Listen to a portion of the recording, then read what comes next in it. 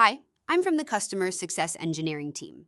In this series of short videos, we'll be taking a look at recommendations for forwarding your traffic to the Zero Trust Exchange. This is part 6, covering IPv6 traffic.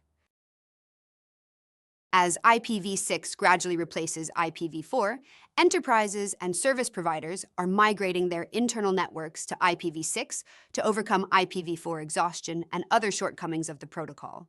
Additionally, mobile internet access has accelerated the depletion of the IPv4 address space, leading service providers to deploy IPv6-only addresses to mobile devices.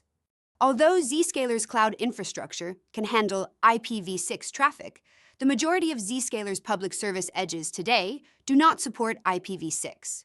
The exception are some public service edges on the Zscaler 3 cloud. It is recommended that you activate the Prioritize IPv4 over IPv6 setting in the app profile so that traffic sent to the Zero Trust Exchange is preferentially forwarded as IPv4. In cases where you need to forward IPv6 traffic to the Zero Trust Exchange, there are several recommendations and limitations to keep in mind. For destinations that support IPv4, the recommended method of forwarding user traffic with IPv6 as transport is to use Zscaler Client Connector with zTunnel 2, which will automatically translate the traffic to IPv4. For locations, you should route the IPv6 traffic through an IPv4 GRE or IPsec tunnel, which will accomplish the same thing. For destinations that do not support IPv4, you will need to ensure you have enabled the Enable IPv6 resolution for Zscaler domains field in the Zscaler Client Connector portal. Otherwise, you will need to route your traffic through an ISP-provided NAT64 gateway.